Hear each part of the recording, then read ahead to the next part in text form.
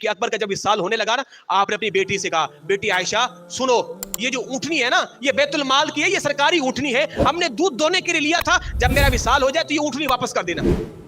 بیٹی یہ پیالہ ہے جس میں پانی پیتا تھا، یہ سرکاری پیالہ تھا، میرا وصال ہو جائے یہ واپس کر دینا۔ یہ چادر مجھے حکومتی خزانے سے ملی ہے، جب میرا وصال ہو جائے یہ چادر بھی واپس، یہ پیالہ بھی واپس، یہ اونٹنی بھی واپس، یہ چٹائی بھی واپس، یہ چارپائی بھی واپس۔ اب اس لیے کہ میں رہا نہیں تو اب اس کو استعمال کرنے کا میری اولاد کا حق بھی بولو نہیں ہے۔ جب جناب ابو بکر کا وصال ہوا تو اما عائشہ نے سارا سامان جناب عمر کے ہاں پہنچا دیا۔ جناب عمر رونے لگے، فرمایا صدیق قربان جائے، قربان جائے، آپ خود تو دنیا سے چلے گئے ہیں مگر بعد میں آنے والوں کو آپ نے آزمائش میں ڈال دیا، بعد میں آنے والوں کو آپ نے آزمائش میں ڈال دیا ہے۔ یارو وہ ہمارے ابو بکر، اور آج کے حکمرانوں کا حال دیکھو، حکومت کا مال ایسے کھاتے ہیں کہ جیسے ان کی امت دہیج میں لائی تھی۔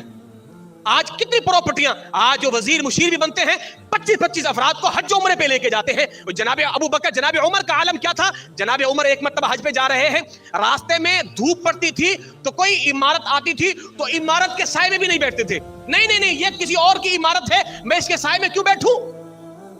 جناب عمر نے بھی حج کیے سرکاری، آپ کا خرچہ چند درہم ہوا کرتے تھے، اکیلے جاتے تھے، مگر آج ہمارے ہاں پورا کنبہ، پورا خاندان، پوری کبینہ جا رہی ہے لوگوں کے مالوں سے حج عمرے کرنے۔ بدبختو، تمہارے یہ حج عمرے قبول ہوں گے؟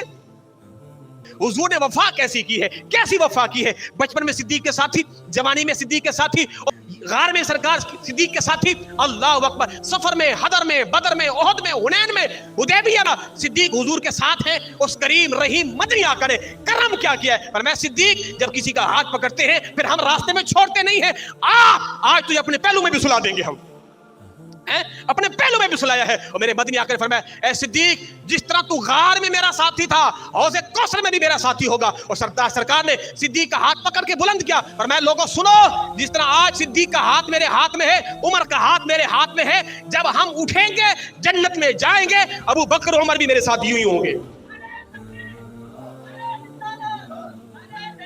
اللہ اکبر۔ تو میں بات ختم کروں، یہ ہمارا عقیدہ ہے، اس عقیدے کو لکھ لیں، سارے صحابہ کا، سارے فقہاء کا، سارے بزرگوں کا، سارے ائمہ کا یہ عقیدہ ہے۔ اس عقیدے سے 2 انچ بھی پیچھے نہیں جانا۔ نبیوں کے بعد سب سے افضل، سب سے اعلیٰ میرے پیارے صدیق اکبر کی ذات ہے، بس۔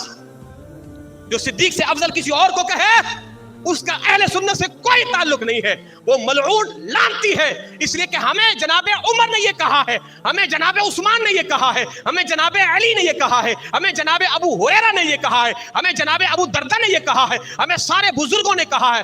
سنو، اللہ کے رسول نے جس کو افضل کہا تم بھی افضل کہنا۔ اگر تم نے سرکار کے افضل صحابی کو افضل نہ مانا پھر حضور سے شفاعت کی امید رکھ کے مت آنا۔